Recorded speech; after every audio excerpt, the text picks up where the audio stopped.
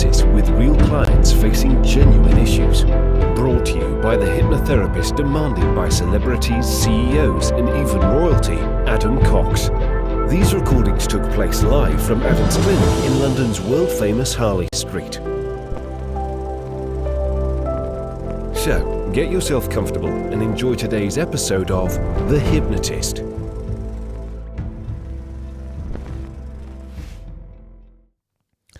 Hello, it's Adam here, and in this episode of The Hypnotist, you'll be listening to a hypnosis session about hope.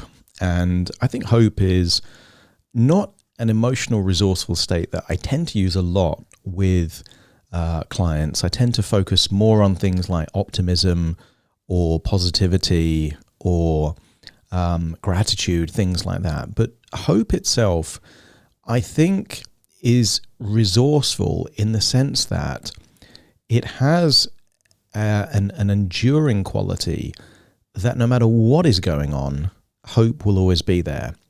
So this hypnosis session will take two key things. It will take a concept of hope and times in your life when hope has been useful, and we're going to tap into that resourceful state.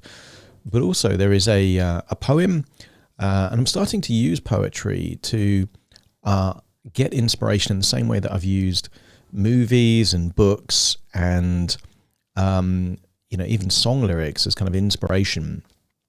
But certain poems, good poetry, I feel has really good use of metaphors and analogies that really tap into symbols and meanings that can be useful. So there is a poem about hope, very short, called "Hope is the Thing with Feathers" by Emily Dickinson. So at some point throughout this hypnosis session, I'm going to utilize the prose, the text of that poem, but using hypnotic tonality within the structure and the intention of utilizing the power of hope. But for now, find a quiet place where you won't be disturbed, relax, and enjoy the session.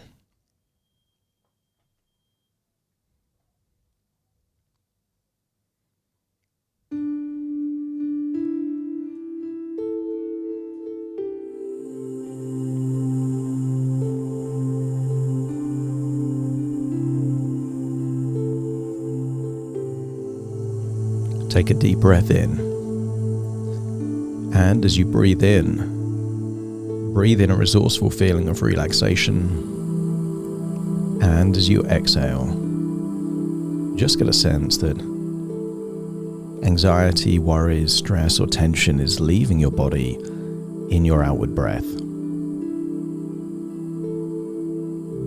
As you breathe in and breathe out, become aware of any tension in your body. Perhaps in your forehead, your jaw, your neck or your shoulders, and just continue to breathe in and breathe out.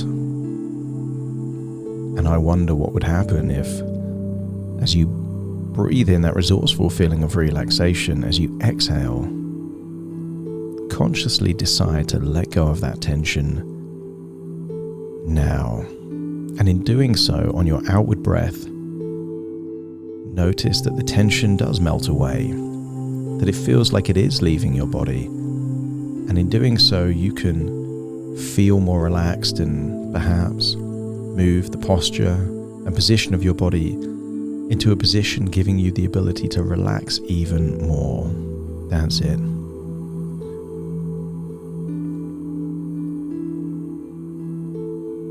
As you continue to breathe in and breathe out, I want you to use the power of your imagination to imagine a beautiful bird, maybe a white dove, maybe a different bird, but a bird that you consider beautiful. And I want you to imagine that this bird is immortal. No matter what the weather, no matter what the conditions, this bird can never die. Continue to breathe in and breathe out and notice that whatever is happening around you, you could use your imagination to imagine a fierce storm, and yet the bird is still there. You could imagine a drought, incredibly hot weather, unbearably hot weather, and yet the bird is still there. I want you to get a sense that as you look at this bird, it represents something powerful that you can utilize. As you breathe in and breathe out, look inwards and recall a time where things were at their worst for you. And then realize that the definition of intensity and time means that things can only be at their worst once.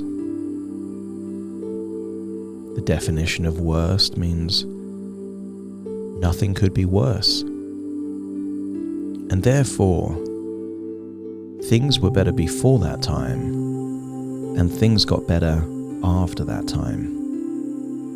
But in the moment when things were at their worst, I want you to get a sense that you had no guarantee that things would improve. Yet somewhere in your body was a feeling of hope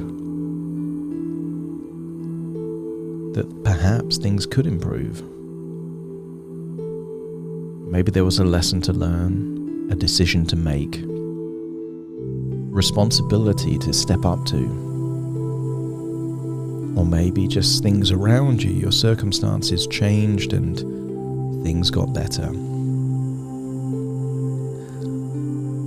But recall that feeling of hope and where it was inside you.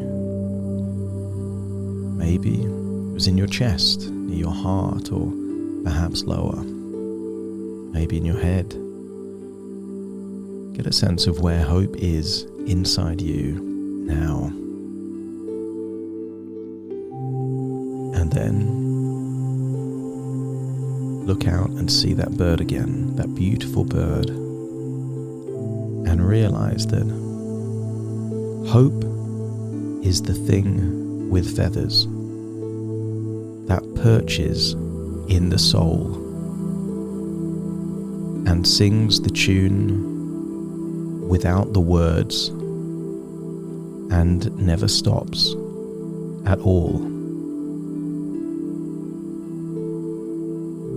And sweetest in the gale is heard, and sore must be the storm that could abash the little bird that kept so many warm.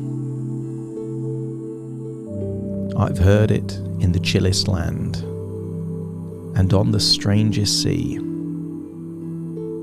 yet never in extremity it asked a crumb of me.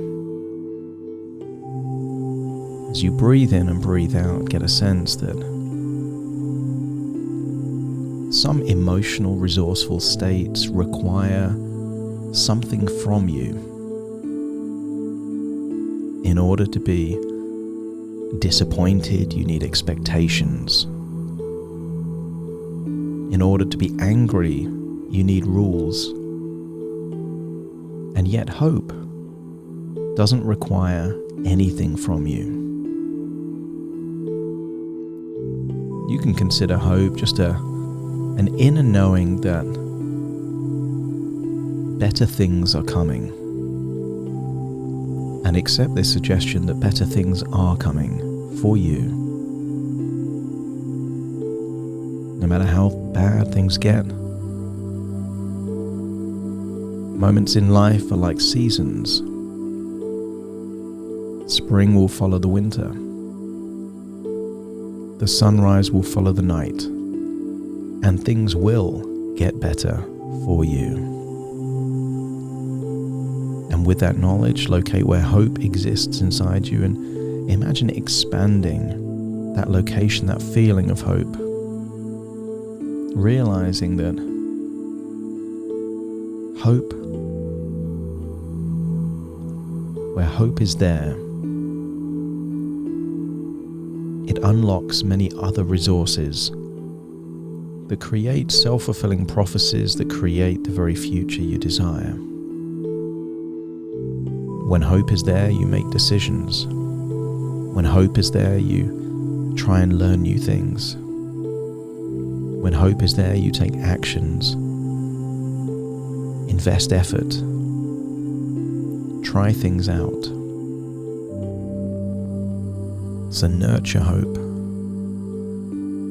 Be grateful for your hope and realize that it will always be there, even in the darkest of times. As you breathe in and breathe out, it's time to return to the present. And as you return to the present, notice that feeling of hope feels stronger than ever. Very soon I will count from 1 to 10 to awaken you. You will awaken feeling resourceful, hopeful, and positive and optimistic. Feeling like you're back in your body, listening to my voice now. Take a deep breath in through your nose and out through your nose. Wiggle your fingers, wiggle your toes, get a sense that there you are in your body right now. And now it's time to awaken. Starting to count to awaken you. 1, 2, 3, waking up. 4, 5, 6, more alert. 7, 8, open your eyes, open your eyes. 9, 10, wide awake, wide awake, wide awake.